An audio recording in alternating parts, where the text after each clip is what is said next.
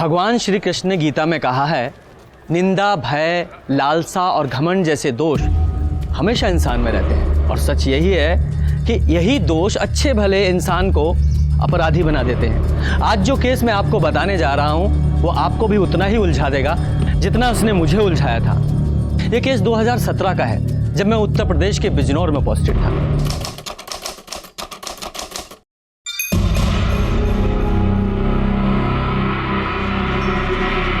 कागज है ना तुम्हारे पास? हमें बड़े साहब से मिलना है।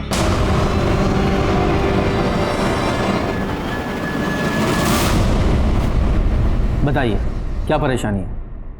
हम माँ बनने वाले हैं। ये तो खुशी की बात है। साहब, ये बच्चा हमारे पति का नहीं है। तो फिर किसका है? हम नहीं जानते। आपके साथ किसी ने बलात्कार? हमें नहीं पता। हमें बस इतना पता है कि कोई है जो हमारी लाचारी का फायदा उठा रहा है। कौन है ये हम नहीं जानते। कहाँ चल रहा है सब? हमारे ससुराल में। मैं कितना खुशकिस्मत हूँ कि तुम मेरे पास हो।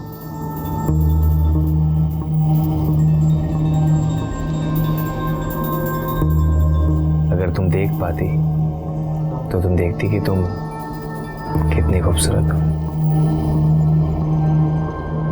हम आपसे एक बात पूछें? हाँ, पूछो। आपने हमसे शादी क्यों की? क्योंकि जो तुम दे सकती हो वो कोई और लड़की नहीं दे सकती। क्या? प्यार। मैं जानता हूँ धानी के कमी तो मेरे अंदर भी है, लेकिन दो अधूरे इंसान ही एक दूसरे को पूरा कर सकते हैं। तुम कहो तो बत्ती बुझा दूं।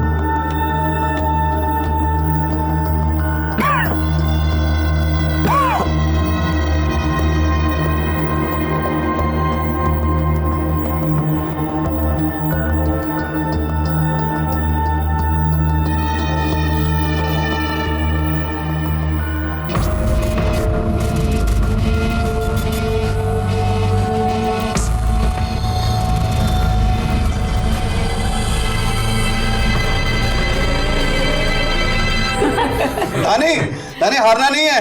देख, अगर तुम हार गई ना तो जीवन भर इसकी नाक रगड़नी पड़ेगी। देवर जी, बिल्कुल मत हारना, हाँ, वरना धानी की गुलामी करनी पड़ेगी। हमारे खानदान की इज्जत रखना तू। चल ढूंढ। हाँ, ढूंढ तो रहा हूँ।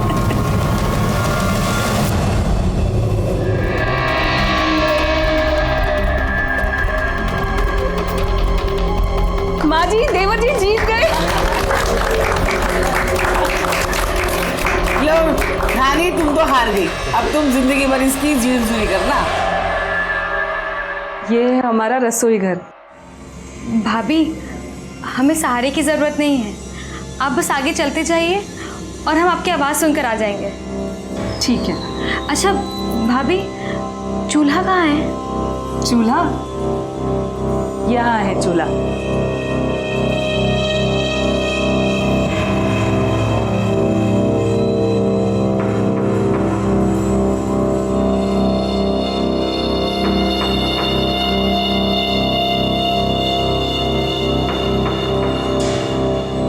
धानी, माँ जी ने कहा है कि आज तुम्हारी पहली रसोई है, तो तुम्हें खीर बनानी है। तो सारा सामान यहाँ मौजूद है। वैसे तो तुम्हें किसी की ज़रूरत नहीं है, लेकिन अगर फिर भी पड़े तो शंकर को आवाज़ दे लेना, वो तुम्हारी मदद कर देगा। जी भाभी। मैं जाऊँ? जी।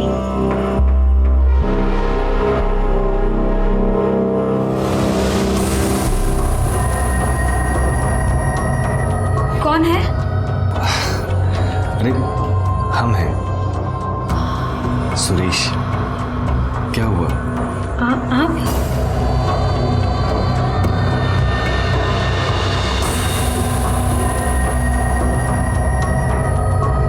अरे क्या कर रही हो तुम? वो हम आपको महसूस कर रहे हैं। माँ ने खीर बनाने के लिए कहा था ना, वही बना रहे हैं। आज आप वाकई में जीत गए।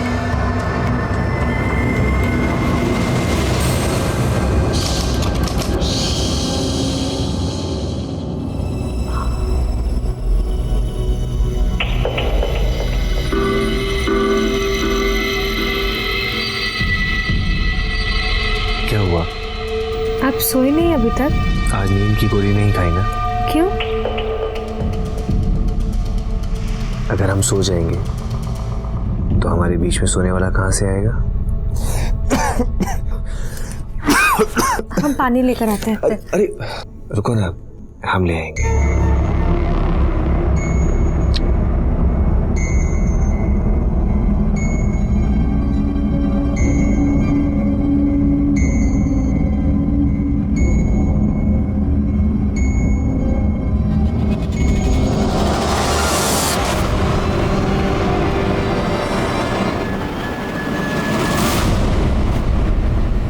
आपकी अंगूठी कहाँ गई? बोलिए ना। लीजिए, चाय पीजिए।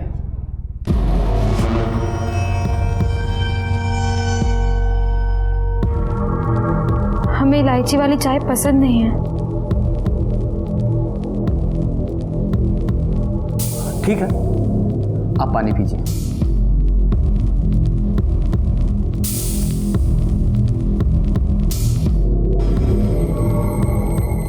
साहब, हमें बार बार लग रहा था कि कमरे में दो लोग हैं, एक हमारे पति और दूसरा वो आदमी, लेकिन हम अपने पति पे ही कैसे शक करते?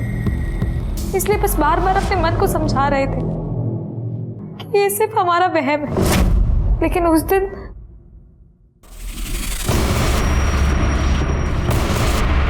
कौन हो तुम? शंकर,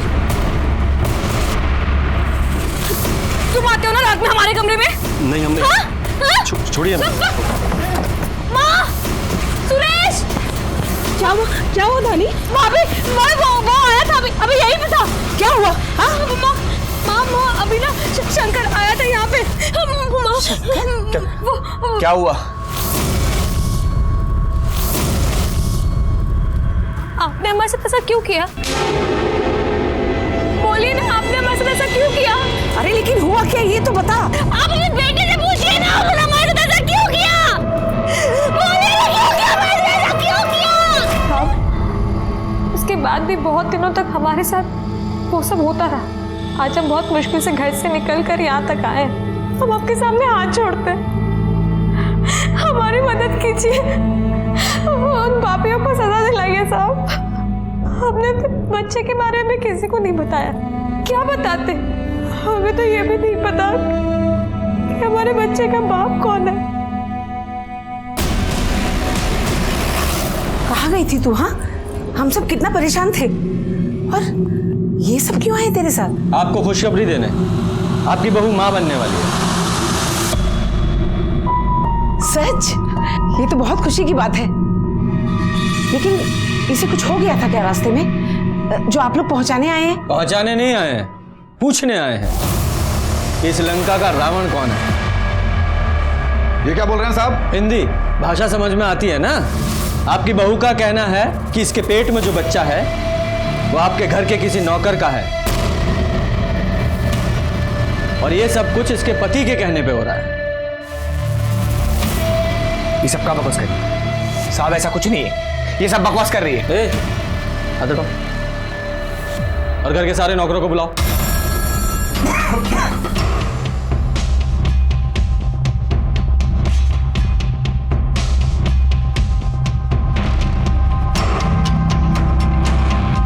साहब, इनमें से कोई शंकर नहीं है। जाइए आप लोग। शंकर साहब, शंकर को तो शादी के दूसरे हफ्ते ही भैया ने घर से निकाल दिया था। क्यों? वो तो रमा भाभी से उसने बदतमीजी की थी। क्यों? हाँ, देवर जी सही बोल रहे हैं। हाँ साहब, दरअसल उसने हमारी बीवी के साथ जबरदस्ती करने की कोशिश करी। मैंने देख लिया तो 2 थप्पड़ मार के उसे घर से बाहर निकाल दिया साहब। जब शादी के दूसरे हफ्ते ही आपने उसे नौकरी से निकाल दिया तो फिर वो कैसे धानी के साथ अभी तक वो सब करता रहा? ये लड़की पागल है साहब।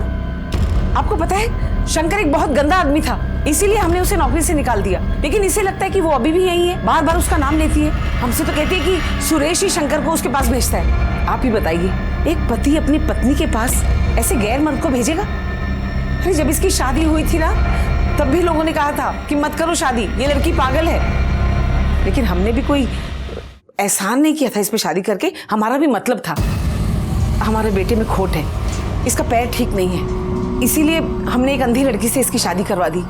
हमें लगा था कि दोनों की ठीक रहेगी, खूब जमेगी इनकी। साहब ये सब कोई झूठ बोल रहे हैं, आप हमारे साथ चलिए, हम आपको बताते हैं। रानी इधर आ जाओ, गाड़ी में बैठो, इस तरफ। नहीं नहीं साहब, गाड़ी की जरूरत नहीं है, यही पास में रहती है मेरी माँ, 10 मिनट की दूरी है। आप चलिए ना, मैं लेकर चलती हूँ ना आपको। अच्छा ठीक है, चलो।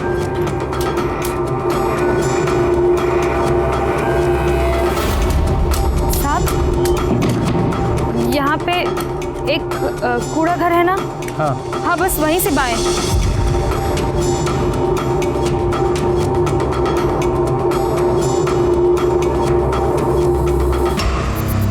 साहब यहाँ है हमारी माँ का घर। तुम्हें इतना एक्यूरेट कैसे पता? साहब भगवान जब एक हाथ से लेता है ना, तो दूसरे हाथ से झोली भर कर देता है। हम अंधे जरूर हैं, लेकिन किसी भी आम आदमी से ज्यादा महसूस कर सकते हैं। हम इसीलिए तो कह रहे हैं कि वो सब हमारा भ्रम या फिर पागलपन नहीं है। साहब आइए।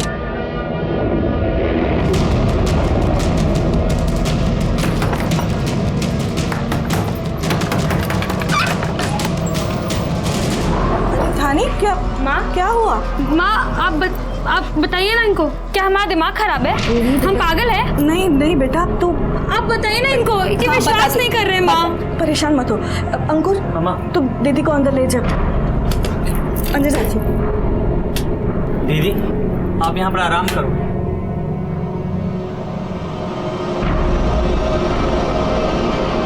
साहब हमारी बेटी पागल नहीं है, वो क्या है ना, कभी कभी बहुत डर जाती है। माँ, माँ, कौन है? माँ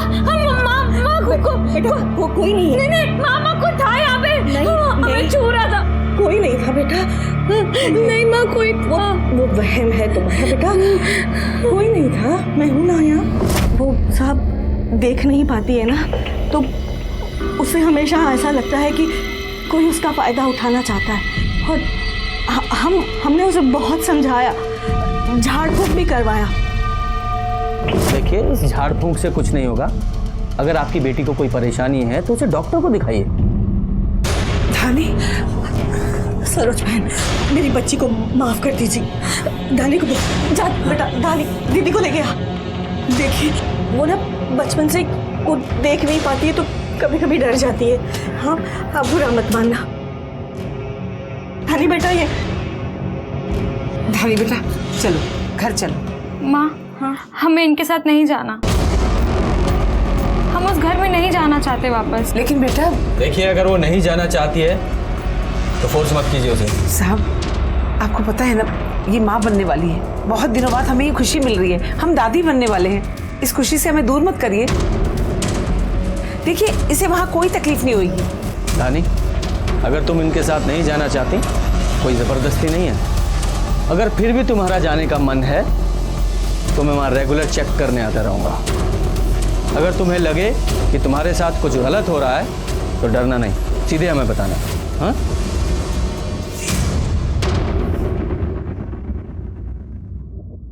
कौन है?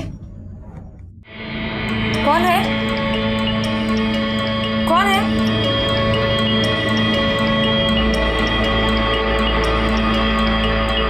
तुम्हारे पति हैं, अब खास कर भी बताएंगे।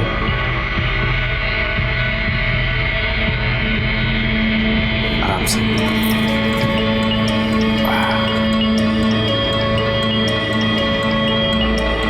अब तुम माँ बनने वाली हो हमारे बच्चे की।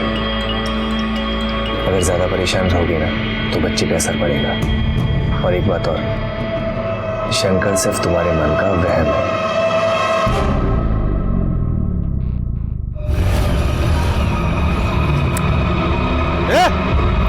क्या कर रहा है वहाँ? क्या कर रहा है यहाँ? कुछ नहीं।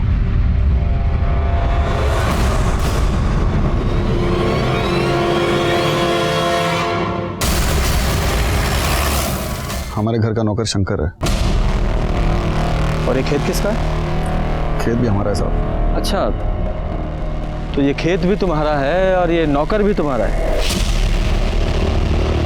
लाश को पोस्टमार्टम के लिए भेजो साहब। एक दिन पहले ही धानी हमारे पास अपने पति सुरेश और नौकर शंकर के खिलाफ शिकायत लेकर आई थी। उसके घर वालों ने हमें बताया था कि धानी की दिमागी हालत ठीक नहीं है, वो अंधी है, इसीलिए उसे अक्सर वहम हो जाता है कि कोई उसके अंधेपन का फायदा उठा रहा है। लेकिन शंकर की लाश मिलने के बाद ये साफ हो गया कि ये सिर्फ धानी का वहम नहीं था, बल्कि उसके वहम में कुछ न कुछ सच्चाई तो जरूर थी। साहब, हमें नहीं पता कि उसने धानी के साथ क्या किया, और हमें यह भी नहीं पता कि लाश हमारे खेत में कैसे आई साहब। लो, मैं बताता हूँ। देखो, ये बदले की कहानी है ना, ये महाभारत काल से चली आ रही, सिर्फ पात्र बदल जाते हैं। अब शंकर ने धानी के साथ जो कुछ भी किया या नहीं किया, उसकी सच्चाई का पता तो हम लगा लेंगे, लेकिन ये तो तुमने ही बताया था ना कि शंकर ने तुम्हारी बीवी पे हाथ डाला था, तो तुम्हें गुस्सा आया, तुमने इसे मार दिया। नहीं साहब, शंकर ने मेरे साथ कोई जबरदस्ती नहीं की। वो तो देवर जी की हाँ में हाँ मिलाई मैंने, और मेरी हाँ में हाँ इन्होंने मिला दी।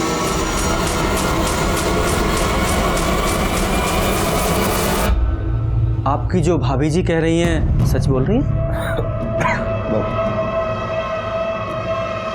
कमाल की फैमिली है आप लोगों की, पूरा परिवार एक दूसरे की हाँ में हाँ बहुत अच्छे से मिलाता है? और आप लोग एक दूसरे की हाँ में हाँ मिलाकर धानी को पागल साबित करने की कोशिश तो नहीं कर रहे हैं? ये धानी हमारे पास तुम्हारी शिकायत लेकर आई थी, अपने नौकर शंकर को उसके साथ सुला रहे हो तुम। अब शिकायत लेकर आई तो डर गए और मार डाला उसे, अपने भाई के खेत में गाड़ दिया। तुम्हें क्या लगा लाश बरामद नहीं होगी तो क्या सच बाहर नहीं आएगा? कैसे मारा उसे? हमारा बेटा ऐसी घटिया हरकत कभी नहीं कर सकता। और शंकर को काम से ना तो सुरेश ने निकाला है ना रमेश ने, उसे काम से हमने निकाला था। बदतमीज, जिस थाली में खाता है उसी में छेद करता है। तेरी हिम्मत कैसी हुई मेरे घर की इज्जत पे हाथ डालने की? नहीं माँ जी, मैं तो निकल जा। अरे माँ जी, हमारी बात तो ऐसा तो नहीं जो आप समझ रहे हैं। माँ सच कह रही है, उन्होंने ही शंकर को घर से निकाला था, लेकिन साहब उसके बाद भी शंकर हमारे पास आता था। अरे नहीं धानी, शंकर नहीं आता था। हमने शंकर को उसी दिन निकाल दिया था, लेकिन वो बात इसके मन में घर कर गई। दिमागी तौर पे कमजोर है ना ये, इसे डर लगने लगा था, इसीलिए ये सोचती थी कि सुरेश ही शंकर है। आप अपने बेटे से पूछिए ना, उन्होंने हमारे साथ ऐसा क्यों किया? पैर फिसल गया तो हमने संभाला उसे, तो चीखने लगी, चिल्लाने लगी और कहती है कि शंकर शंकर। आपको हमारे साथ चलना पड़ेगा। नहीं साहब, ये वो आदमी नहीं है। धानी, अच्छे से छू के पहचानने की कोशिश करो। साहब, हम एक बार किसी को छू लेते हैं ना तो हम उसे कभी नहीं भूलते। ये वो आदमी नहीं है जो हमारे कमरे में आता था। धानी, देखो, तुम्हारे घर में एक तो तुम्हारा पति सुरेश है, एक उनका बड़ा भाई रमेश और कुछ नौकर हैं, जिन्हें पहले ही तुमने छूकर ना बोल दिया है। बचा ये शंकर, इसको भी तुम ना बोल रही हो, तो क्या वो आदमी रमेश है? नहीं नहीं साहब, रमेश भैया की आवाज़ हम पहचानते हैं, वो कोई और ही आदमी था। सच कहे तो साहब अब हमें भी लगता है कि शंकर ने हमारे साथ कुछ नहीं किया, ये सिर्फ हमारे मन का वहम है। कमाल है सर, अगर शंकर धानी के पास नहीं जाता था तो और कौन जाता था? ये धानी झूठ बोल रही है, शंकर ही था जो उसके कमरे में जाता था। लेकिन सर, जो औरत खुद शिकायत लेके हमारे पास आई थी, हमसे वो वाला झूठ क्यों बोलेगी?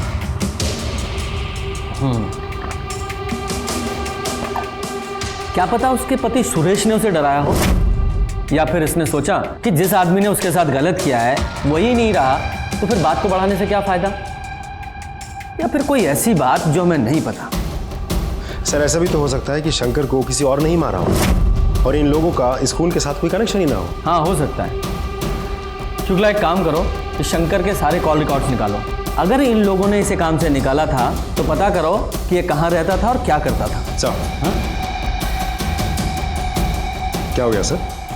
क्या सोच रहे हैं आप? ये कि धानी ने झूठ क्यों बोला? हेलो धानी बेटा, तुम ठीक तो हो ना? अंकुर बता रहा था तुम बहुत परेशान हो। हाँ माँ, हम एकदम ठीक है। अंकुर बेमतलब का परेशान होता है, हम ठीक है माँ। बेटा तू सुन, मेरी बात सुन। वो सब कुछ ना एक बुरा सपना था। तुम अपनी माँ की बात मानती हो ना?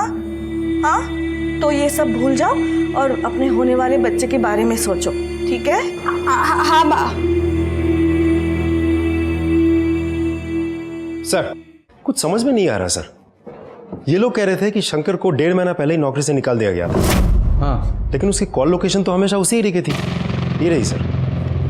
सर मैंने शंकर के घर वालों से भी पूछताछ की, वो लोग वहीं एक गांव छोड़ के ही रहते। सर शंकर के घर वालों ने कहा कि शंकर ने उसके घर वालों को ऐसा कभी भी नहीं कहा था कि शंकर को नौकरी से निकाल दिया गया था।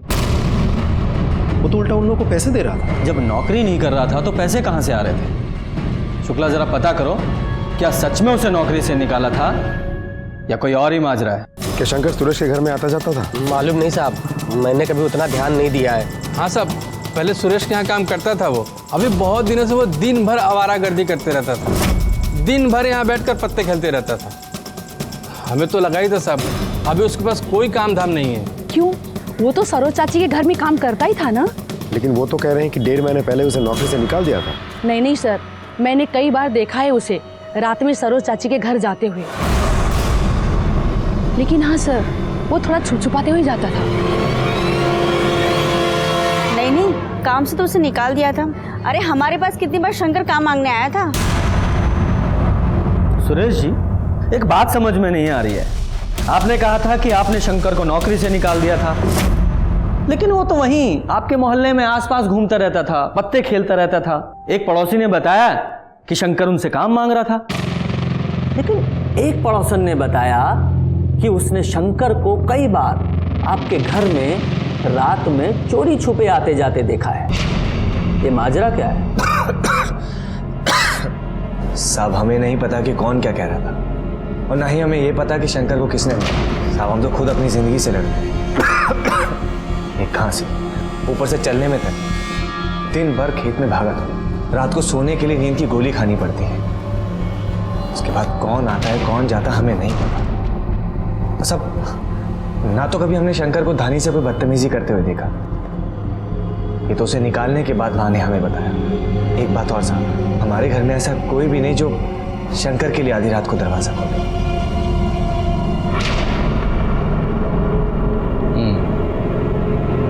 अब जाइए।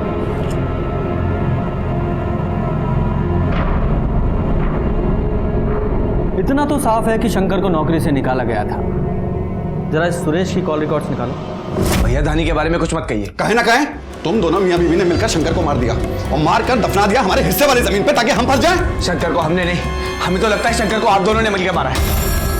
और वैसे भी हमने आपको बताया था कि शंकर ने भाभी के साथ बदतमीजी की और आपका मर्दाना खून खोल गया होगा और आप दोनों ने मिलकर उसे मार दिया होगा। और ये भी हो सकता है कि कहीं भाभी उसे रात को बुलाती हो। देवर जी, जबान संभाल के बात करिए, कुछ भी बोलेंगे आप। ज्यादा बकवास करे तो मुंह तोड़ दूंगा। पत्नी है वो हमारी। आप भी जिसके बारे में बात कर रहे हैं तो वो भी हमारी पत्नी है। तुम्हें कोई बात समझ में क्यों नहीं आती? इस प्रॉपर्टी के काम के चक्कर में मत पड़ो तुम। कितनी बार कहा है आपसे कि चाय के साथ पानी लाया करो। सॉरी सर, अभी तुरंत लाया। अरे तुमसे नहीं कह रहे हैं, तुम सीधी सादी नौकरी करो, सुबह शांति से जाओ और शाम को शांति से घर वापस आओ, टाइम पे सैलरी मिलेगी, समझे? अब हम रख रहे हैं, बाद में बात करेंगे। हाँ, क्या हो गया सर? अरे भाई को अब प्रॉपर्टी के काम का भूत सवार हुआ है, बताइए। तो अच्छी बात है सर, करने दीजिए, प्रॉपर्टी के काम में तो पैसे हैं। आप तो रहने दीजिए, बताइए। सर शंकर की पोस्टमार्टम रिपोर्ट आ गई। जिस दिन लाश मिली थी उसके 2 दिन पहले ही शंकर का खून हुआ। यानी कि जिस दिन धानी हमारे पास आई थी। हाँ सर, और फावड़े पे शंकर के खून के ट्रेसेस भी मिले हैं, लेकिन कोई फिंगरप्रिंट्स नहीं मिले। शायद उस फावड़े को अच्छे से साफ कर दिया गया था। एक और बात, पोस्टमार्टम रिपोर्ट के हिसाब से शंकर की उंगली तोड़कर अंगूठी निकाली गई थी। मतलब कातिल ने शंकर को पहले मारा और गाड़ने से पहले अंगूठी निकाल ली? नहीं सर, मारने के बहुत देर बाद अंगूठी निकाली गई थी और वो अंगूठी बहुत टाइट थी, इसलिए मरने के बाद वहाँ खून जम गया था और बाद में बहुत स्ट्रगल करके उंगली तोड़कर अंगूठी निकाली गई थी। उसके निशान भी है। मारने के बहुत देर बाद? क्यों, क्या गेम खेल रहे हो तुम? कर क्या रहे हो उस लड़की के साथ? ये क्या कह रहे हैं साहब? हमने कुछ नहीं किया है। अच्छा, शंकर की उंगली में एक अंगूठी थी जिसका जिक्र धानी ने किया था, और जब हमें शंकर की लाश मिली तो अंगूठी नहीं मिली। हाँ, कहाँ है वो अंगूठी? साहब, हमें नहीं याद पड़ता कि हमने शंकर की उंगली में कभी कोई अंगूठी देखी हो। अभी याद पड़ जाएगा। पोस्टमार्टम रिपोर्ट के हिसाब से शंकर की मौत के बहुत देर बाद उसकी उंगली से अंगूठी निकाली गई थी, वो भी उंगली तोड़ के। अबे, लाश की उंगली तोड़ दी? नहीं साहब, हमने कोई उंगली नहीं तोड़ी साहब। साहब, वो तो क्या कर रहे हैं यहाँ? कुछ नहीं। ये छुपा क्या रहा है? बोला ना कुछ नहीं। दिखा क्या छुपा रहा है? दिखा, मैं कह रहा हूँ क्या छुपा रहा है?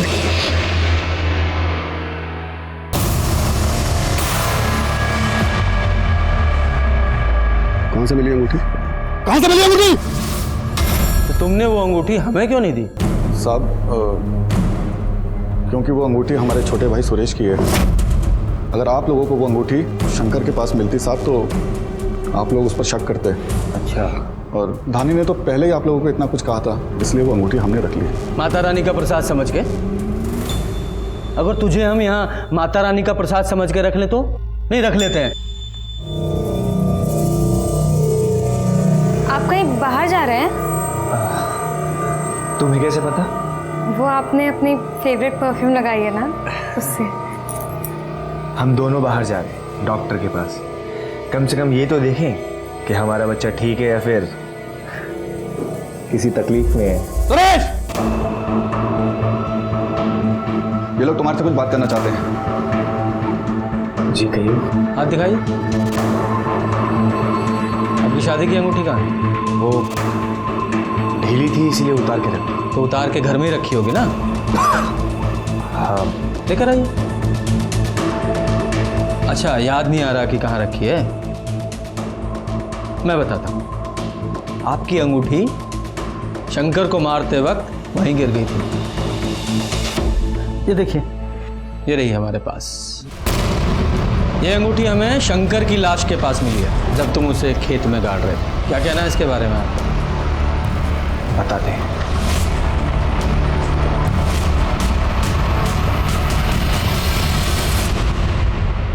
ये रही हमारी अंगूठी।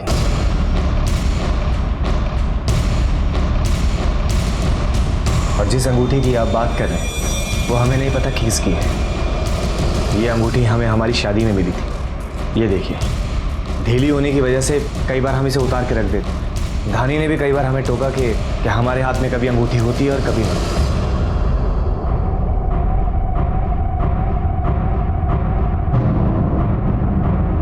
तो धानी ने जो कुछ भी हमसे तुम्हारे बारे में कहा एकदम ठीक कहा। जब धानी ने शंकर को अंगूठी के बारे में टोका, आपकी अंगूठी कहाँ गई? तो तुमने शंकर के लिए भी ठीक वैसी ही अंगूठी बनवा दी ताकि इसे शक ना हो। बहुत खूब। साहब, आप ऐसे कैसे बोल सकते हैं? भला हम अपनी पत्नी के साथ ऐसा क्यों करेंगे? जब इतना सब कुछ हमने पता लगा ही लिया है तो ये भी पता लगा लेंगे। धानी, तुमने ये अंगूठी कहाँ से बनवाई थी? हाँ साहब, मुझे अच्छी तरह से याद है। एक अंधी लड़की अपनी माँ के साथ में आई थी।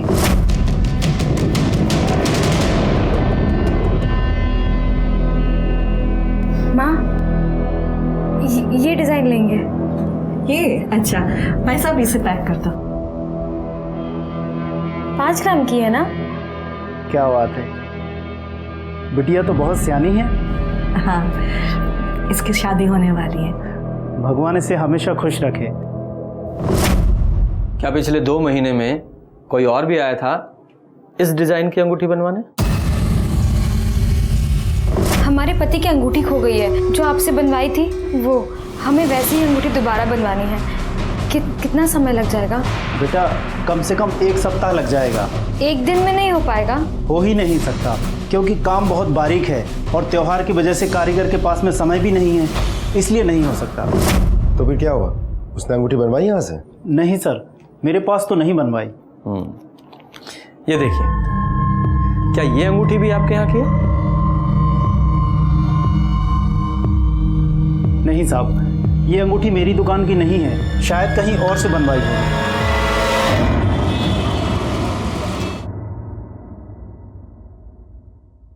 सर, एक बात मुझे खटक रही है।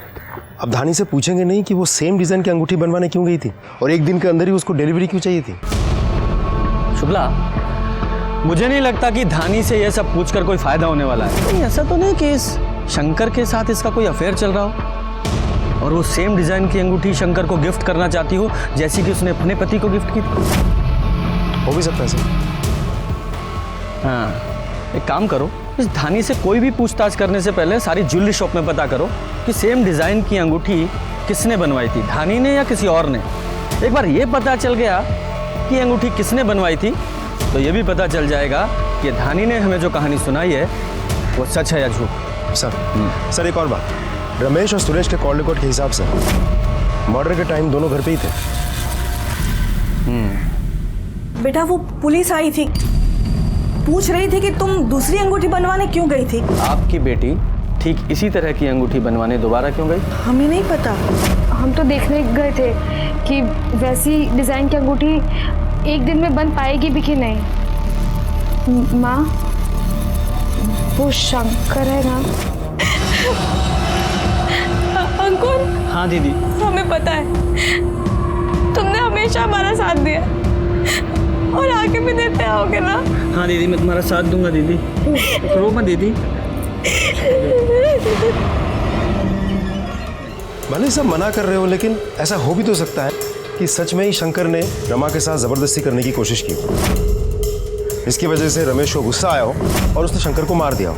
फिर बाद में जब उन लोगों को लाश मिली तो सब डर गए और हमको ऐसी एक कहानी बना के सुना दी हो सकता है धानी का और शंकर का अफेयर चल रहा हो।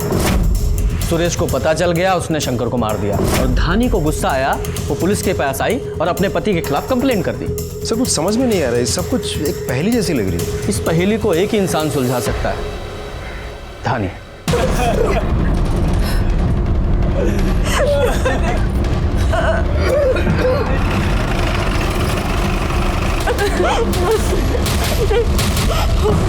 क्या हुआ है?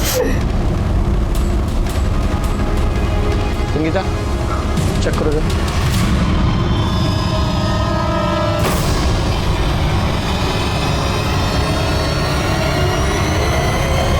सर ये तो मर चुकी है। कैसे मरी है? पता नहीं साहब, रमा बता ना क्या हुआ था। रमा कैसे मरी? मुझे नहीं पता साहब, बस ये बाहर से आई थी, हमने उसे चाय बनाकर दी थी। नानी, ये चाय पी लो। लेकिन कुछ देर के बाद ही नानी, ये बाहर कहाँ गई थी? पता नहीं साहब, बोल के गई थी कि आधे घंटे में आ रही हूँ। हमें लगा अपनी माँ के पास गई होगी। नहीं साहब, वो हमारे पास नहीं आई थी साहब, इन्हीं लोगों ने उसे मारा है। यही लोग उसके साथ कुछ गलत काम कर रहे थे साहब। शुक्ला, ये पहेली ऐसे नहीं सुलझेगी। इसकी बॉडी को पोस्टमार्टम के लिए भेजो और जिस कप में इसने चाय पी थी वो भी फॉरेंसिक के लिए भेजो और इसके फ़ोन की लोकेशंस निकालो, पता तो चले कि कहाँ गई थी। ये कहानी धानी के साथ शुरू हुई थी, लेकिन उसकी मौत ने हमारे सामने कई नए सवाल लाकर खड़े कर दिए थे। इस केस की तफ्तीश के दौरान हमें कुछ ऐसे सबूत मिले जो धानी के खिलाफ जा रहे थे, लेकिन मुझे हमेशा से धानी पर यकीन था। वो देख नहीं सकती थी, लेकिन मैं उसे देख सकता था, उसके सच और झूठ को देख सकता था। उसके साथ कुछ ना कुछ तो गलत हो रहा था। अब तो मुझे ऐसा लग रहा था कि जिस किसी ने शंकर को मारा था उसी ने धानी की जान ली थी। सर, धानी की पोस्टमार्टम रिपोर्ट आ गई। शुक्ला, धानी के पेट में जो बच्चा था उसका डीएनए शंकर के डीएनए से मैच कराओ। हो सकता है वो शंकर का ही बच्चा हो। ये धानी बाहर कहाँ गई थी?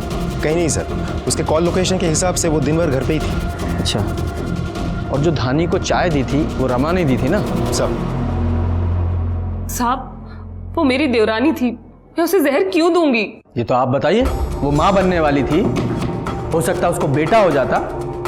आपको सिर्फ बेटी है, आपको जलन हुई और आपने उसे जहर दे दिया। और हमें जलन क्यों होगी, जबकि हमको ये बहुत अच्छे से पता है कि वो बच्चा उसके पति का नहीं था।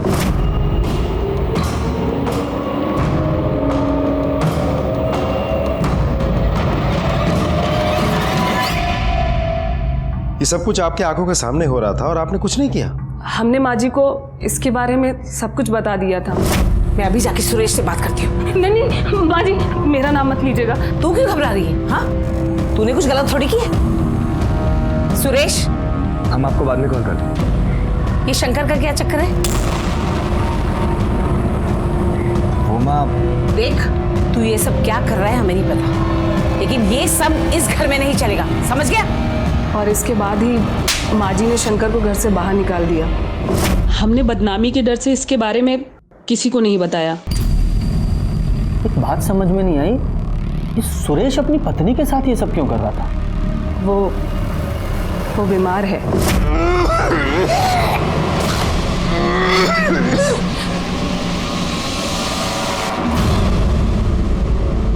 कौन से डॉक्टर का इलाज चल रहा है? डॉक्टर दिलीप शुक्ला। सर, रमा सच बोल रही थी, सुरेश को एड्स है। डीएनए रिपोर्ट भी आ गई है। इसके मुताबिक धानी के पेट में शंकर का ही बच्चा है।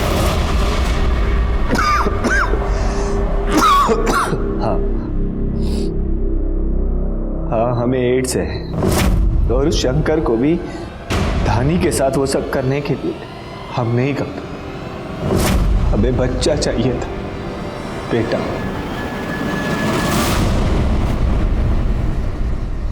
उसके लिए बच्चा गोद ले लेते। और भी कई तरीके थे उसके लिए अपनी और अपनी पत्नी की जिंदगी को बर्बाद की। मैं नहीं चाहता था कि कोई मुझे नामर्द समझे, और उससे भी बड़ी बात कि किसी को ये पता चले कि मुझे एड्स। अगर लोगों को ये पता चल जाता कि मुझे बीमारी है तो हंसना बोलना छोड़िए साहब, लोग मेरी परछाई से भी दूर भागते। दिखाना चाहता था खुद को कि मैं भी आम इंसानों की तरह। क्योंकि धानी को तुम्हारी सारी प्लानिंग पता चल गई थी, इसलिए पहले शंकर को मारा और फिर धानी को। हमने कुछ नहीं किया।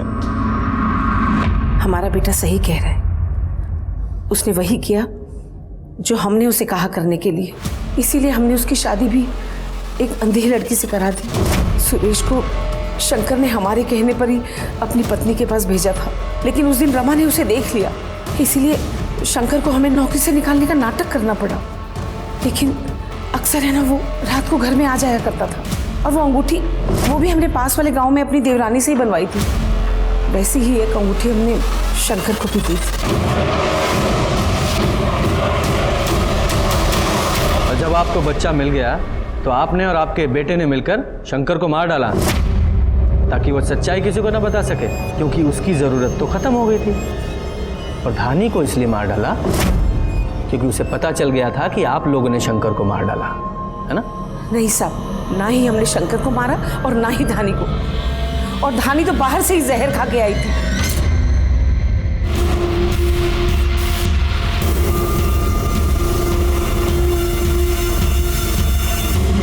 अगर बंदोबस्त में गए थे तो क्या थाने का काम नहीं होगा? ये टोपी ठीक करो। सर, मैंने हर जगह पता कर लिया है, धानी ने जहर नहीं खरीदा था। ये रही उसकी कॉल रिकॉर्ड्स।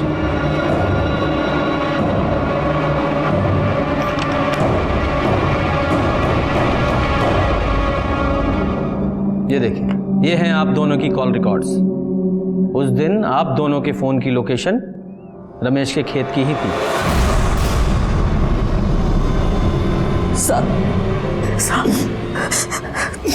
बचपन से ही लोगों ने उसके अंधे होने का फायदा उठाया। स्कूल में, कॉलेज में, सड़क पर, बाजार पर उसका चाचा, जब हमें पता चला तो हमने उसे घर से निकाल तो दिया, पर पुलिस में नहीं दे पाए। उतनी हिम्मत नहीं हुई।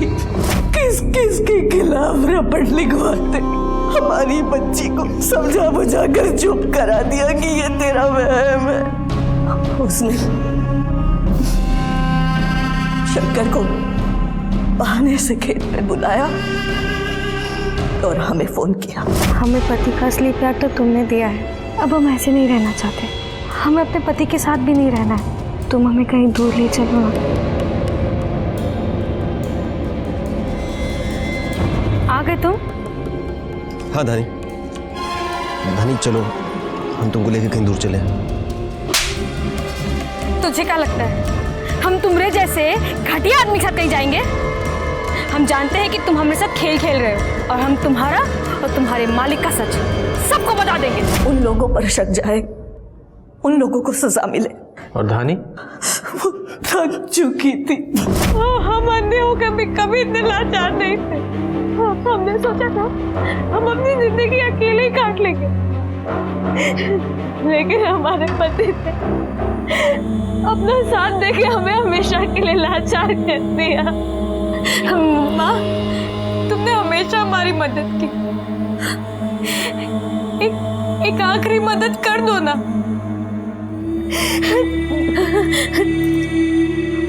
तुमने हमें जीवन दिया ना, मौत भी तुम्हें दे दो ना माँ। क्या बोल रही है तू? हम ऐसा नहीं कर सकते। ऐसा मत बोलो दीदी। हमें इस बात की तो खुशी रहेगी कि हमारी मौत उन घटिया लोगों की वजह से नहीं हुई।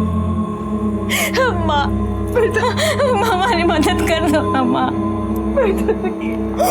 कर दो ना माँ।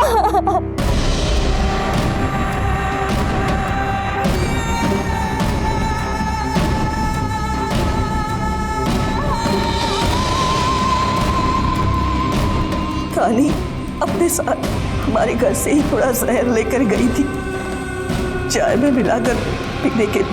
हमसे बोली थी कि हम किसी और को चाय बनवाने को कहेंगे और फिर चाय में डालकर पी जाएंगे ताकि उन लोगों पे शक जाए, उनको सजा मिले।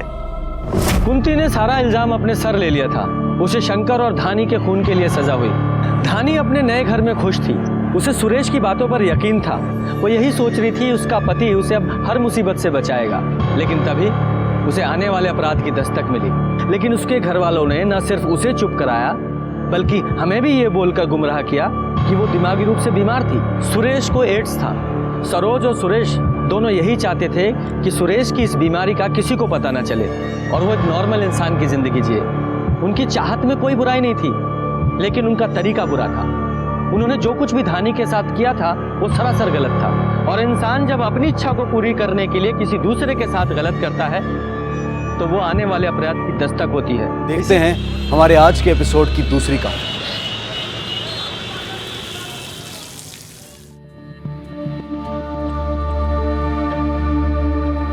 नमस्कार, मैं senior police inspector Vijay Kumar Srivastava crime petrol Dastak के एक और केस में आपका स्वागत करता हूं। हर इंसान की अपनी एक सोच होती है। हालात से जूझने और लड़ने का एक नजरिया होता है। कुछ लोग भले हालात कैसे भी हों उससे लड़ते हैं, एक मिसाल बनते हैं। मगर कुछ लोग ऐसे भी होते हैं जो अपने सोच के दायरे में जीते हैं। वो सही और गलत नहीं देखते, वो सिर्फ अपना स्वार्थ देखते हैं। इनके हाथों कभी भी कोई भी अपराध हो सकता है। वो खुद अपने आप में एक दस्तक होती है।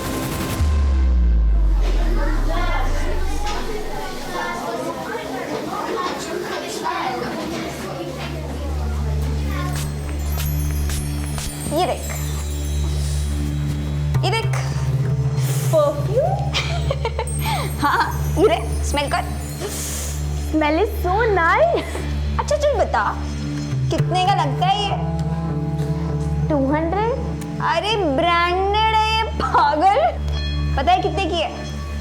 4500 रुपीज। इतना एक्सपेंसिव गिफ्ट किसने दिया? अरे यार तुझे कुछ नहीं पता।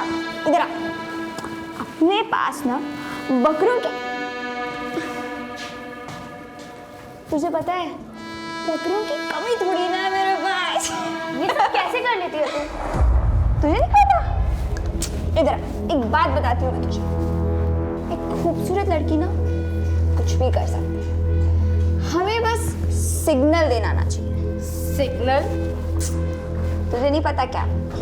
अरे पागल, इधर देख। स्माइल।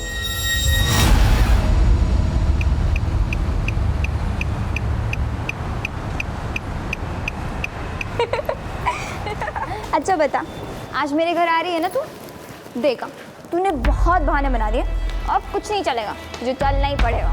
ठीक है, लेकिन मुझे शाम तक वापस छोड़ देना। अरे मेरी जान, मैं तुझे शाम से पहले छोड़ दूंगी। तू खाली चल तो सही मेरे साथ।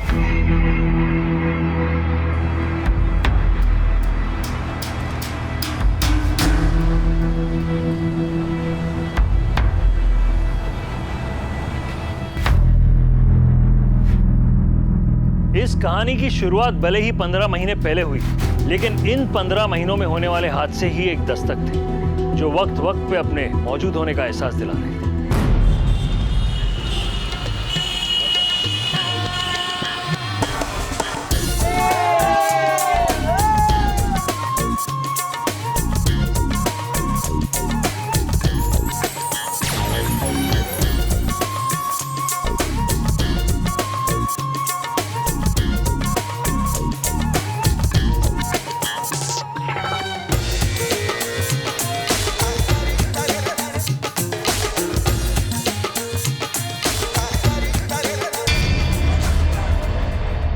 अरे वाह, क्या बात है मुश्ताक भाई, तुम यहाँ खाना खा रहे हो और वहाँ तुम्हारी बेटी रंगरलियां मना रही है।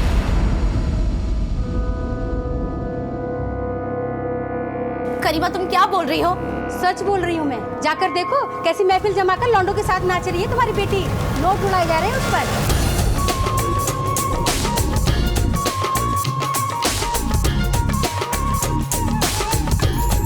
शर्म आनी चाहिए मुश्ताक भाई को, वो तो बड़े सीधे बनते हैं, लेकिन अपनी लड़की को कितनी आजादी दे रखी है।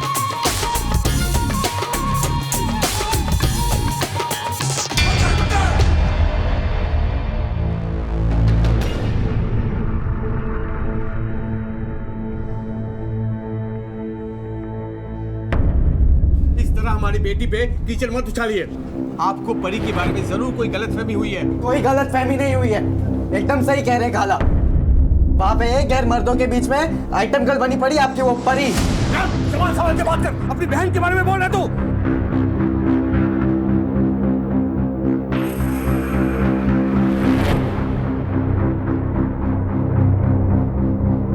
करीमा बहुत बोल चुकी हो, जाओ यहाँ से।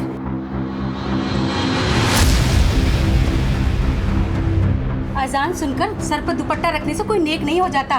और मुश्ताक भाई संभालो अपनी बेटी को, वरना एक दिन नाक कटा कर रख देगी। संभाल लेंगे हम, जाओ। परी, एक खाला और इमरान क्या कह रहे हैं? सच है ये?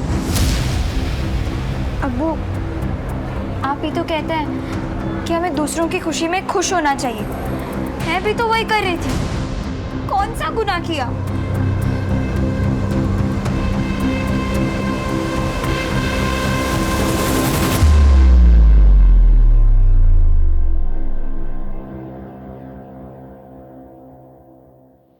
परी, कोई गलत काम तो नहीं कर रही हो ना? क्या गलत अम्मी?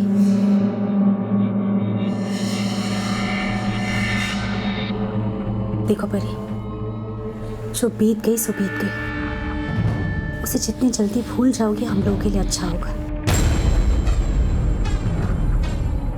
इस घर के तौर तरीके सीख लो, अब यही तुम्हारी दुनिया है।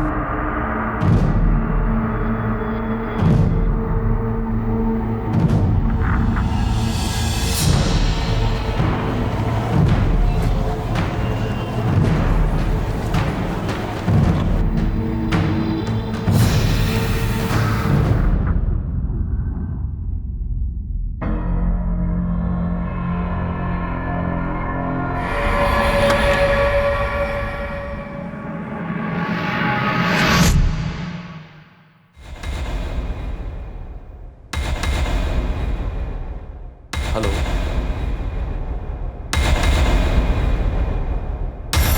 ठीक है, पैसे की चिंता तुम मत करो, पैसा तुम्हें पूरा मिल जाएगा।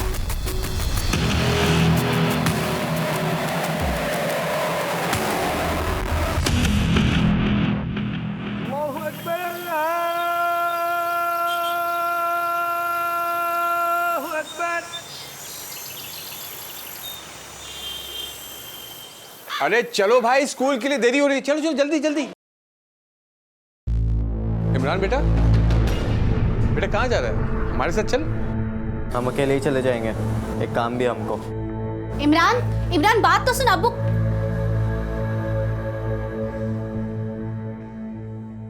आज हमारी टीचर को हम स्कूल छोड़ने जाएंगे। अरे अब हमसे ये सब नहीं होता। चलो चलिए आप।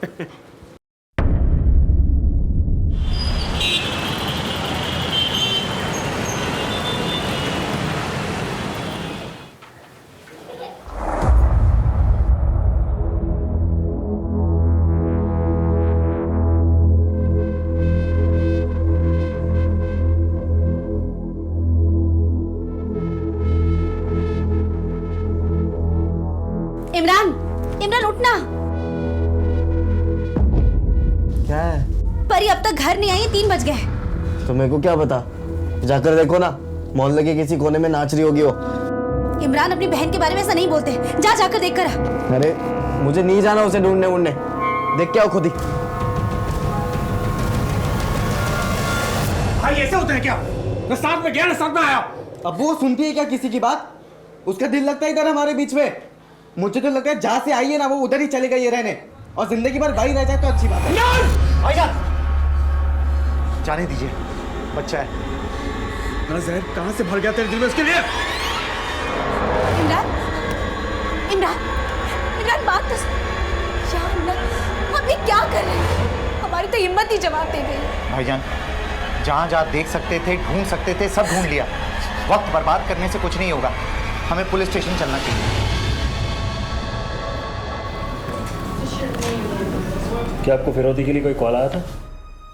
साहब, हम किसी को क्या दे सकते हैं, बस गुजर बसर हो जाए, कितनी कमाई है हमारी। और आपको क्या लगता है? साहब, हमें तो लगता है कि वो अपनी मर्जी से ही कहीं चली गई होगी। क्यों? आजकल के बच्चे साहब बस थोड़ा सा डांट दो तो नाराज हो जाते हैं। हमने भी कल डांट दिया था। किस बात पे डांटा था? यही घर के तौर तरीकों को लेकर।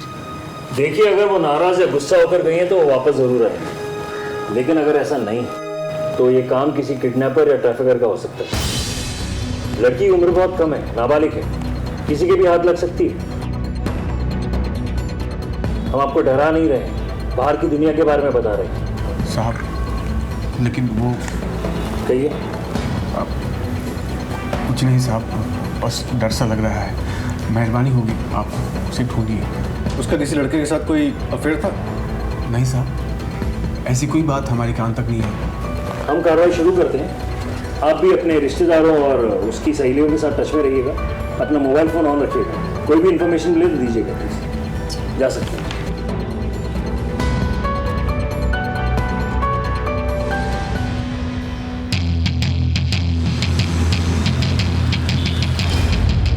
सर, पढ़ाई लिखाई में ऐसा कुछ भी प्रेशर नहीं था उसके ऊपर, और क्लासरूम में एक हुनर लड़की थी। वो मिड टर्म में एडमिशन के बावजूद भी उसने सिलेबस बहुत अच्छी तरह से कवर किया था। मिड टर्म में? यस सर, मुश्ताक खान ने 2 महीना पहले ही उसका एडमिशन करवाया था। हमें सीसीटीवी फुटेज देखना है। प्लीज सर, बताइए जरा।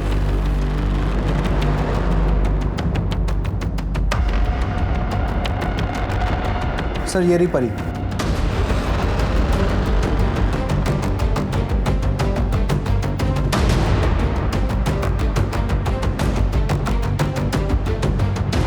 ये नंबर प्लेट पर जूम करो। सर, नंबर प्लेट पर मार्किंग लगा हुआ है, बट बैक साइड पे एक स्टिकर है ताजमहल का। ये फुटेज मुझे पेन ड्राइव में ट्रांसफर कर देना।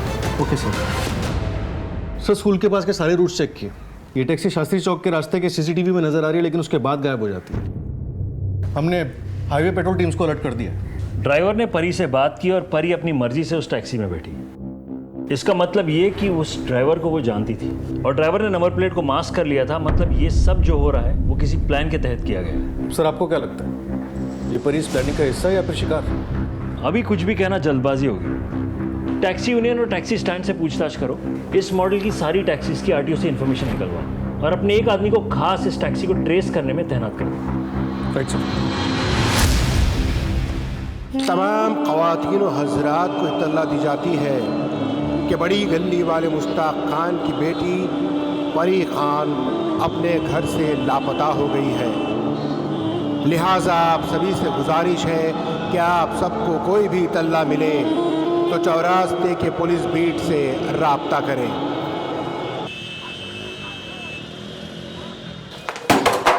मुश्ताक।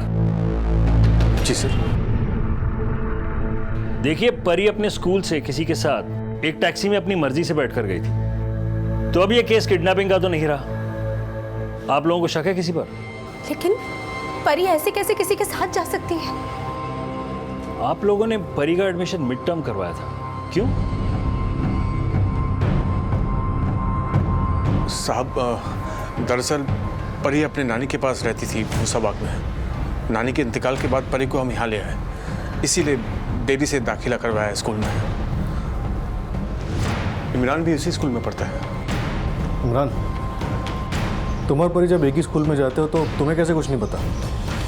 सर उस दिन हम स्कूल अकेले गए थे और लौटे भी अकेले ही थे, इसलिए स्कूल के बाद वो किसके साथ और कब गई हमें नहीं पता। इन दिनों परी के बारे में कोई अलग बात नोटिस की आपने? कोई परी के पीछे पड़ा हो या परी किसी के पीछे? सर पीछा तो नहीं, लेकिन घर तक जरूर आया था सर। TO2 GO गो। अरे बड़ी कमाल जबान है अंग्रेजी। टी और ओ 2 होता है और जी और ओ गो। हाँ।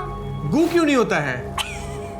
और अंग्रेजी वही ना, देखो GO गो। अब आप किसी को ऐसे थोड़ी ना बोलोगे यू गो। क्या झांक रहा अंदर? मैं कुछ झांक नहीं रहा था, मैं तो बस हालचाल पूछने के लिए आया था। मोहल्ले की लड़कियां मोहल्ले की आबरू होती हैं, उन पे कीचड़ नहीं उछलते। निकलो, जाओ ऐसे निकल। साहब मुन्ना यही मोहल्ले में रहता है, अपनी दुकान चलाता है, बिल्कुल भी अच्छा लड़का नहीं है। उसने हमारी बेटी को बहकाने की कोशिश की थी। ये लीजिए दाल। हमने तो सिर्फ दाल लाने के लिए पैसे दिए थे, इतना सामान कहाँ से आया? वो हमें मुन्ना ने दिया है। और पैसे? उन्होंने हमसे पैसे नहीं लिए।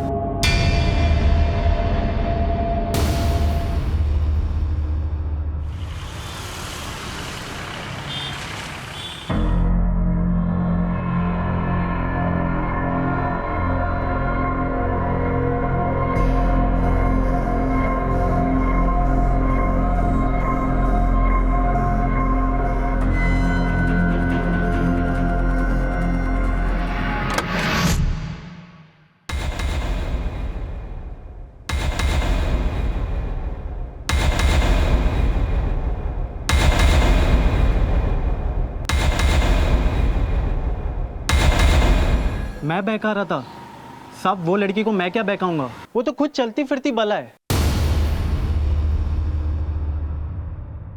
मुन्ना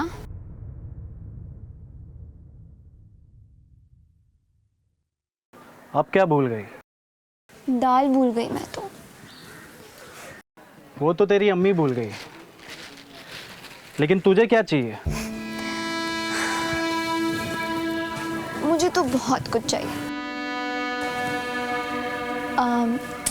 ये जैसे कि वो एक काम कर सभी देते। अम्मी ने पैसे दिए? अरे मुन्ना, खूबसूरत लड़की से भी कोई पैसे मांगता है क्या? ये ले लो, ये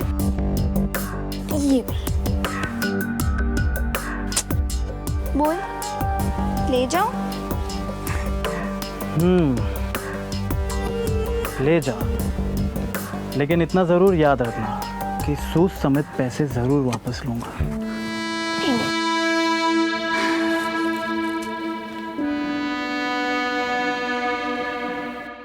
साहब वो 13 साल की जरूर है, लेकिन उसकी जवानी खूब उबाल मार रही है।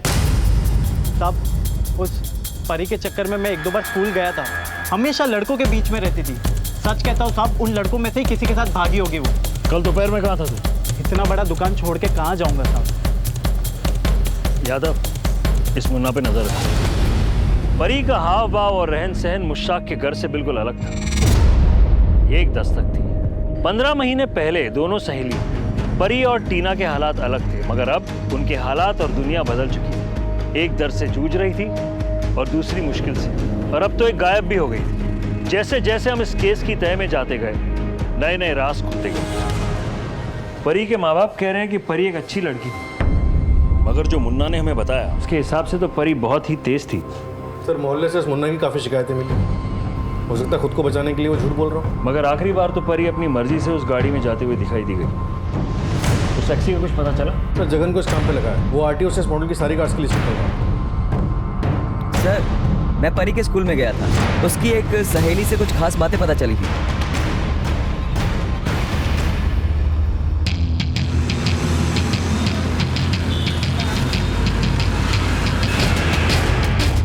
सर जितने भी ये सब बोला बिल्कुल बकवास है। परी बिल्कुल ऐसी लड़की नहीं थी, न ही उसके साथ मेरा कोई अफेयर चल रहा था। तो तुम्हारा झगड़ा क्यों हुआ था इमरान से? तुमने इतनी मेरी हेल्प की है नोटबुक कंप्लीट करने में, तो ये तुम्हें लेना ही पड़ेगा। अरे फ्रेंडशिप में इतना सेंटिमेंटल नहीं होते हैं। अब ये तो मैं ले रही हूँ, लेकिन अगर तुझे कुछ देना ही है तो कल मिलने फिर नहीं ले आना। मोहल्ले में तो जीना आराम कर ही रखा था, यहाँ पे भी शुरू हो गई तू। इमरान क्या बात कर? अरे क्या, तूने दोस्ती मुझसे की थी ना, निभा इसके साथ रहा है। देखो अब भी क्या भी डिसाइड करना पड़ेगा कि मेरे साथ दोस्ती रखनी है या इसके साथ। अरे भाई इतना जोश क्यों दिखा रहे हो और अपना गुस्सा उस पर क्यों निकाल रहे हो आप? तू चुप, भाई नहीं बोलना मेरे को। मम्मी और अब्बू की वजह से शांत वरना गला दबा दिया होता तेरा मैं। हाँ सर, हमारा झगड़ा हुआ था मुबीन के साथ। मगर तुम अपनी बहन से इतने चिढ़े हुए क्यों थे? सर वो मेरी बहन नहीं थी, नाटक था वो सब। क्या मतलब? 3 महीने पहले अम्मी और अब्बू से कहीं से उठाकर लेकर आए और कह दिए कि हमारी बहन है। लेकिन 3 महीने पहले तो वो अपनी नानी के यहाँ रहती थी। सर अम्मी और अब्बू ने आपसे झूठ बोला, उसे कहीं से उठाकर लेकर आए थे और सबको यही बोलते फिर रहे थे कि वो नानी के पास थी।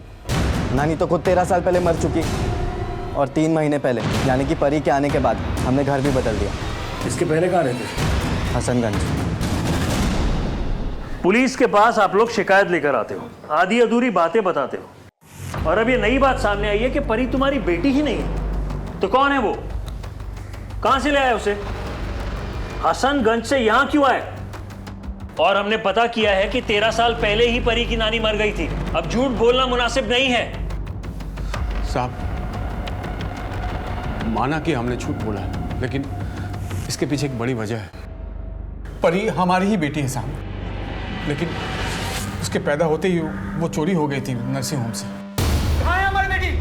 कोई नर्स इसे नहलाने के लिए लेकर गई थी, लेकिन वापस ही नहीं आई। हमने इनसे पूछा तो ये कह रही है इन्हें पता ही नहीं है। आज तो ड्यूटी पे मैं ही थी और कोई नर्स यहाँ थी ही। तो फिर कहाँ है हमारी बेटी? कौन ले गया उसे?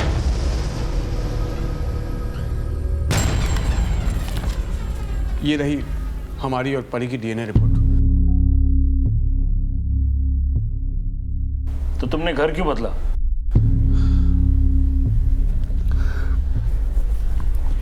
वो परी पुलिस वालों को एक रेड में मिली थी, एक कोठे के रेड में। कल्पना नाम की एक औरत के अड्डे से लोगों को पता न चले कि वो कहाँ रहकर आई है, किन के साथ रहकर आई है, इसलिए हमने अपना पुराना घर बदल दिया साहब। तुम्हारा ये झूठ परी पे भारी पड़ सकता है। ये बात छुपाकर तुमने बहुत बड़ी गलती की है। 13 साल पहले जिन लोगों ने परी को उठाया था, उसकी परवरिश की ताकि उसकी कमाई से खा सके, शायद मौका पाकर उन्हीं लोगों ने परी को गायब कर दिया होगा। ऐसा मत बोलिए साहब। उस नर्सिंग होम से पुलिस ने किसी को अरेस्ट किया था? वो नर्स कौन थी जिसने बच्ची को अगवा किया था? साहब वो नर्स थी ही नहीं, उसने सिर्फ नर्स के कपड़े पहने थे। हमने तो आस ही छोड़ दी थी, ये मान लिया था कि हमारी बच्ची कभी वापस मिलेगी ही नहीं। किस्मत हम पर मेहरबान तो हुई थी, लेकिन फिर रूठ गई। कौन से थाने में मिसिंग केस की शिकायत दर्ज की थी?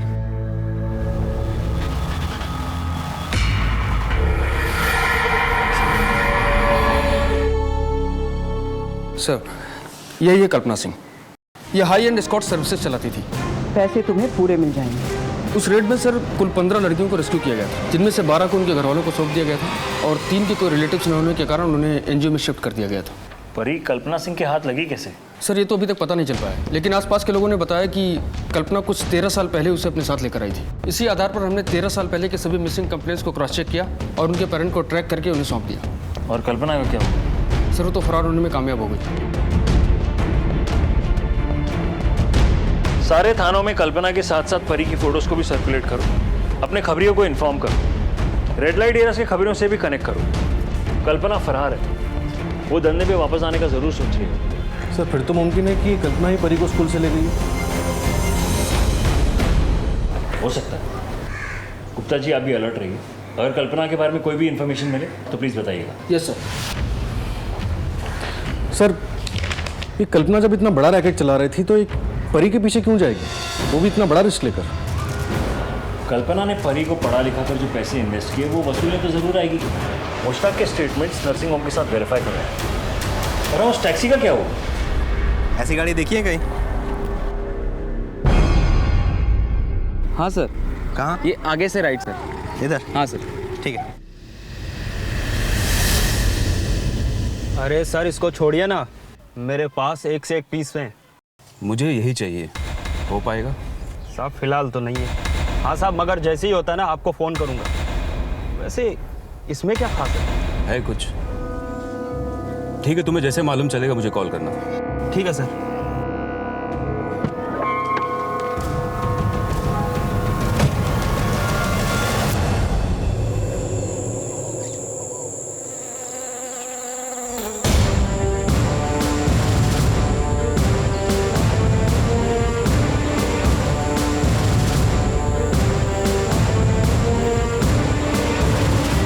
तुम यहाँ की एरिया स्कैन करो, देखो कुछ मिलता है क्या। अब बॉडी चेक कीजिए प्लीज।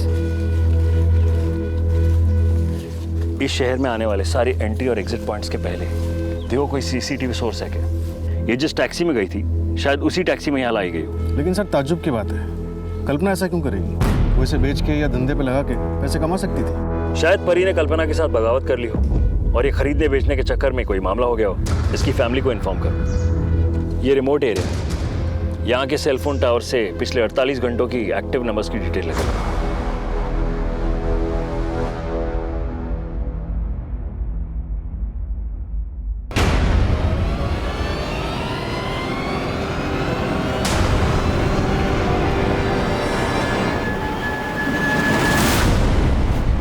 सर मैंने नर्सिंग होम के डॉक्टर से पूछताछ की है, उसका भी वही कहना है जो सायरा और मुश्ताक ने कहा था। परी हमारी ही बेटी है, उसके पैदा होते ही वो चोरी हो गई थी नर्सिंग होम से। और एक बात सर, 3 महीने पहले जब परी को पुलिस ने बरामद किया था उसके साथ ये लड़की भी थी, टीना शर्मा, इसी शहर की है। गुड। अगर हम ये मान लें कि परी की हत्या से कल्पना का कुछ लेना देना है तो अब वो टीना के पीछे जा सकती है।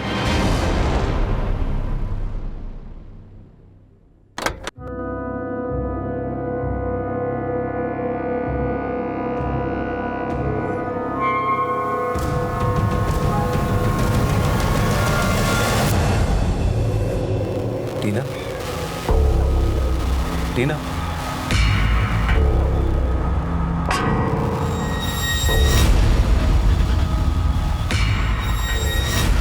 दूर रहिए आप मुझसे, मुझे हाथ मत लगाइए। आप जाइए यहाँ से। देखो बेटा, आप जाइए, मुझे आपसे बात नहीं करनी। देखो टीना, मैं हूं ना, मैं सब संभालूंगा। मुझे नहीं सुनना कुछ भी। आप जाइए यहाँ से। आप जाइए, आप जाइए यहाँ से।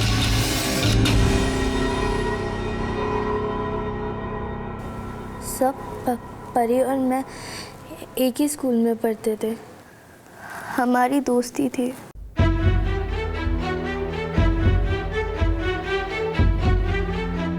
सर एक दिन परी ने इंसिस्ट किया कि मैं उसके घर चलूं।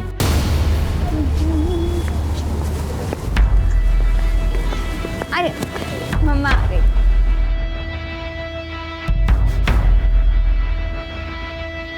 बड़ी मुश्किल से टीना तैयार हुई है हमारे घर आने के लिए। सर उस दिन टीना घर वापस नहीं लौटी, मैंने उसे बहुत ढूंढा लेकिन वो नहीं मिली। फिर मैंने पुलिस में कंप्लेंट कर दी। सब परी मेरी दोस्त थी लेकिन उसने मुझे ही धोखा दिया।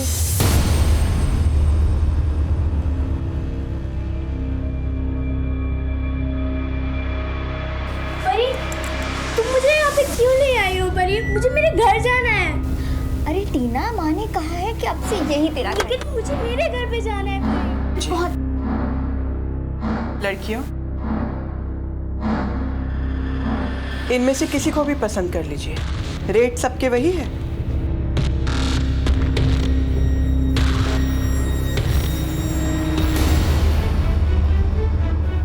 अगर उस परी से दोस्ती नहीं होती तो आज मेरी बेटी का ये हाल नहीं होता। उसने पहले मेरी बेटी को दोस्ती के जाल में फंसाया, फिर परी को बचाने के लिए उस कल्पना ने मेरी बेटी की बलि चढ़ा दी। मगर कल्पना परी को क्यों नहीं बेचना चाहती थी? सर वो उसे अपनी बेटी की तरह रखती थी और परी भी कल्पना को ही अपनी माँ मानती थी। उसकी हर बात सुनती थी और उसी ने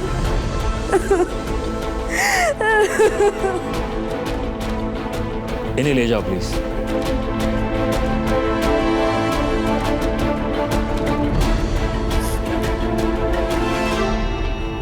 दूसरों की जिंदगी बर्बाद करने वाले खुद कहाँ आबाद होते हैं।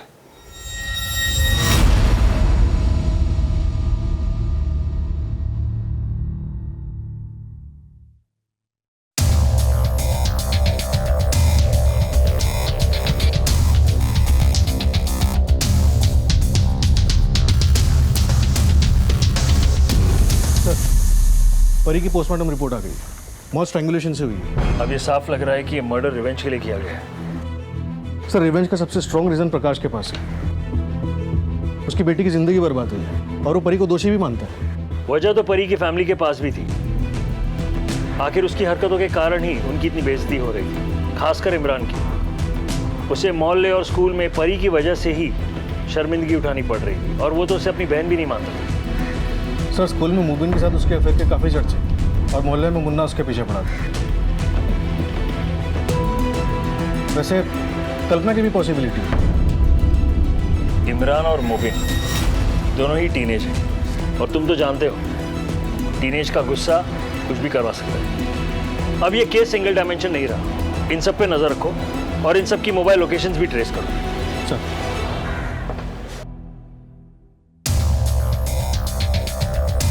हेलो,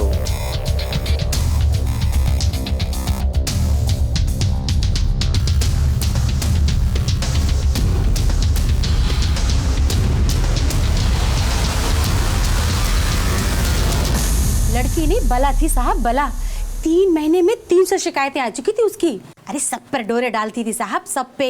लेकिन इमरान पर उसकी इस हरकतों का बहुत बुरा असर हुआ। माँ बाप का प्यार जो बट गया था। और एक दिन तो साहब, रखिए इसे अपने पास, जा रहे हम। इमरान, हमारी बात तो सुनो बेटा, एक बार हमसे बात। इमरान, इमरान, आप सुनिए हमारी बात। हम अभी जा रहे हो, तब तक वापस नहीं आएगी जब तक ये यहाँ पर है। लेकिन वो कहाँ जाएगी? इमरान, इमरान, हमारी बात तो सुनो। इमरान, इमरान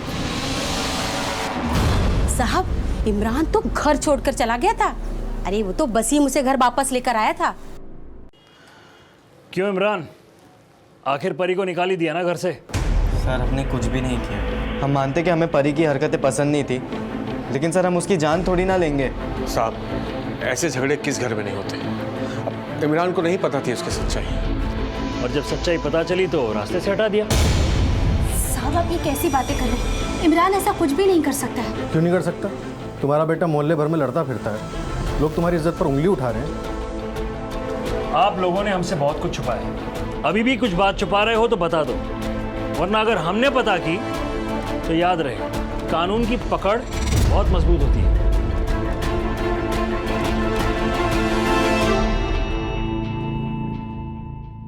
सर, हमने सभी की मोबाइल लोकेशन चेक की, वरना फैमिली में से किसी की मोबाइल लोकेशन मर्डर स्पॉट की थी, और ना ही मुन्ना या मूविंग।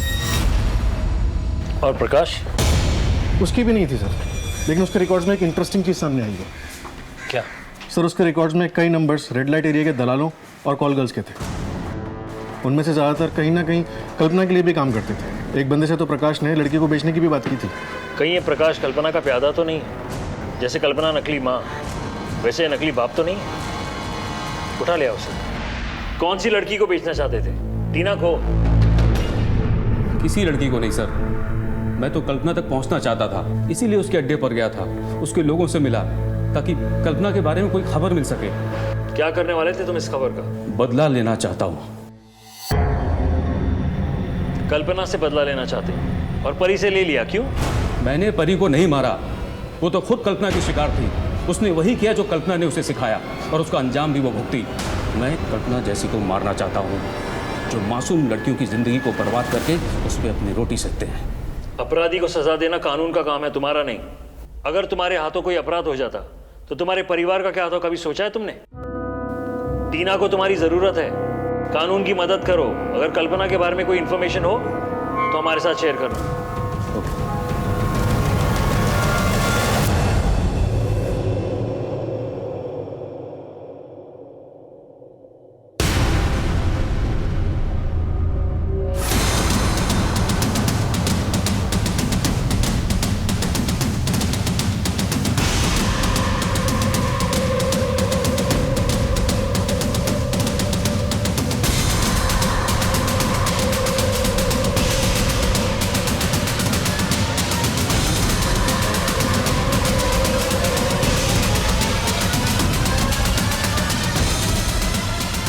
Excuse me. Yes? क्यों मारा इसे? क्या किसी ने परी को मार दिया? लेकिन वो तो अपने माँ बाप के पास थी ना। उनके लिए तो वो एक खोई हुई बेटी थी, और तुम्हारे लिए खोया हुआ खजाना। खजाना हाथ नहीं लगा तो जान ले ली, क्योंकि इसके पहले कि तुम उसका कारोबार शुरू करती, पुलिस ने तुम्हारे प्लान पर पानी फेर दिया था और अपने माँ बाप से मिलने के बाद उसे तुम्हारे साथ आने से मना कर दिया होगा, तो तुमने जान ले ली है ना? नहीं सर, मैं भला ऐसा क्यों करूंगी? सर मैं ऑलरेडी काफी केसेस में इन्वॉल्व हूँ, और अगर मैं उसे उठाती तो मैं उसे मारती क्यों? मैं उससे पैसे कमाती। अगर ऐसा ही था तो परी को बिकने से क्यों बचाया और उसकी जगह टीना को क्यों भेज दिया? सर परी बहुत कम उम्र की थी और बहुत तेज थी। मुझे लगा कि मैं उसके सहारे से बहुत सारा पैसा कमा सकती हूँ, इसीलिए मैंने उसे बचा के रखा था। सोचा था जब जवान होगी तब उसे धंधे में उतारूंगी, इसीलिए मैं उसे पर्सनली ट्रेन भी कर रही थी। अरे वाह। अच्छा माँ बताओ, कैसी लग रही है आपकी बेटी? ब्यूटीफुल। बस एक चीज की कमी है। क्या? इसको जितना नीचे रखोगी उतना फायदे में रहोगी। अब देखो। Very good. अब कैसी लग रही हूँ मैं? ये हुई ना बात। और ये जो मेरी बेटी की स्माइल है ना, बड़े बड़े मर्दों को घुटने पर ला देगी। जो चाहोगी वो करेंगे, बस तुम्हारे एक इशारे पर। वाह, क्या फर्ज निभाया माँ का। 13 साल पहले नर्सिंग होम से तूने ही उठवाया था ना परी को? नहीं सर, मेरा एक आदमी है अशोक, मेरे पास लड़कियों को वही लेकर आता है। परी को भी वही लेकर आया था। कहाँ मिलेगा ये अशोक? यादव, लगाओ फोन।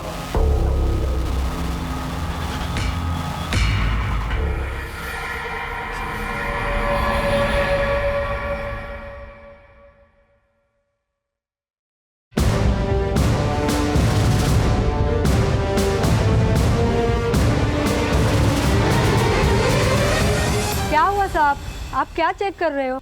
ये टैक्सी 20 अक्टूबर को कहाँ थी? टैक्सी तो मैं भाड़े से देती हूँ, उस दिन भी मेरा ड्राइवर लेके गया था। बुलाइए उसे। जी।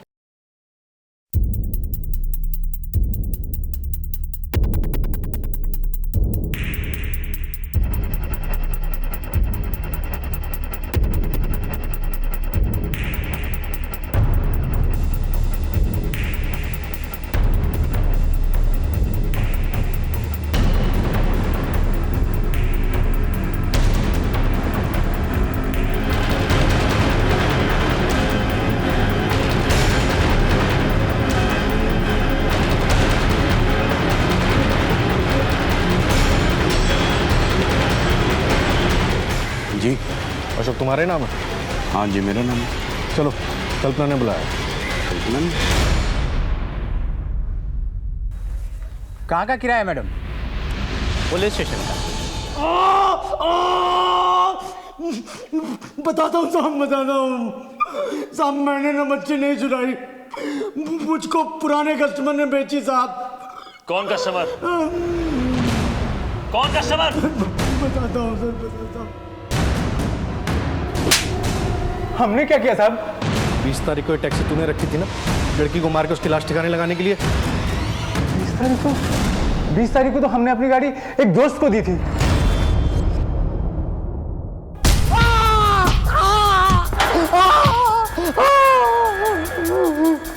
इतिहास के पन्नों में तुम जैसे दुश्मन मामाओं के बारे में पढ़ा था, मगर आज भी तुम जैसे लोग हमसे टकराते हैं। 13 साल पहले तुमने परी को अगवा किया और आज उसे मार दिया, क्यों?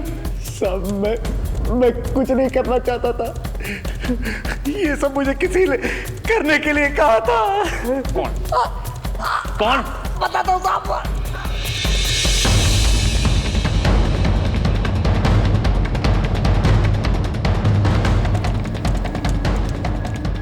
इमरान के बाद जब हम दोबारा प्रेग्नेंट हुए तब हमारी माली हालत बहुत खराब थी। हमें दूसरा बच्चा नहीं चाहिए था, लेकिन मुश्ताक इस गुनाह के लिए तैयार ही नहीं हुए।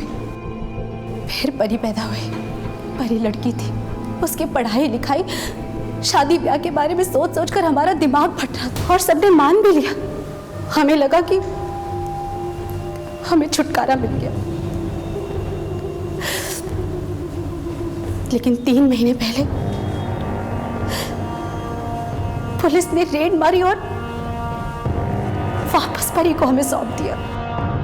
हम मुश्ताक की वजह से चुप थे, लेकिन मन से कभी भी उसे बेटी नहीं माना। वो सिर्फ नाम के लिए हमारी बेटी थी, क्योंकि उसकी परवरिश एक धंधे वाले ने की थी। उसके सारे तौर तरीके बाजारू थे। वो हमें मुन्ना ने दिया है। और पैसे? अम्मी, मुन्ना हमसे पैसे नहीं लेता। उसकी बाजारू परवरिश मेरे घर का सुकून खा गई थी, ऊपर से बेइज्जती अलग हो रही थी। मुश्ताक की आंखों पे बेटी की मोहब्बत की पट्टी बंधी थी। इमरान तो घर छोड़कर भी जा चुका था। अपनी इज्जत को बेचने वाली लड़की मेरे घर में नहीं रह सकती थी, इसीलिए मैंने फैसला किया। परी बेटा। अरे बाबू आप? हाँ, यहाँ से निकल रहा था, सोचा तुम्हें घर छोड़ दूं। आओ बैठ जाओ।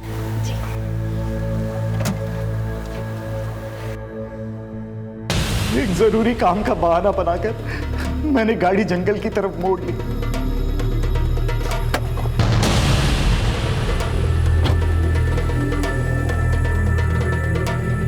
परी बेटा बाहर निकलो। मामू आप कर लो ना अपना काम, मैं यहीं बैठी हूँ कार में। नहीं परी बेटा बाहर आना पड़ेगा। क्यों? तुमने बेटी पैदा की और अपने भाई के हाथों से बेच दिया। कुदरत ने एक बार फिर तुम्हें मौका दिया अपना गुनाह सुधारने का, लेकिन नहीं, एक बार फिर तुमने गुनाह से अपने हाथ रंग दिए। मेडिकल रिपोर्ट्स के मुताबिक परी ने अपनी इज्जत कभी नहीं बेची। परी का नर्सिंग होम से गायब होना भले ही एक हादसा हो, मगर 13 साल बाद पुलिस की रेड में परी का किसी जिस्म फरोशी के अड्डे से मिलना एक बड़ी दस्तक थी, जिसे मुश्ताक ने महसूस की और अपना घर बदल दिया। परी की इस दशा के पीछे किसका दोष है? सायरा का या कल्पना का, या फिर दोनों का? अगर हम अपने सोच के दायरे को थोड़ा सा बढ़ाएं, थोड़ा सा पॉजिटिव कर लें, तो जिंदगी बदल सकती है, अपराध टल सकते हैं। मिलते हैं एक और केस के साथ। देखते रहिए क्राइम पेट्रोल दस्तक। मकसद बताना नहीं, बचाना है। क्राइम पेट्रोल के ऐसे ही मजेदार एपिसोड्स देखने के लिए हमारे चैनल को सब्सक्राइब करें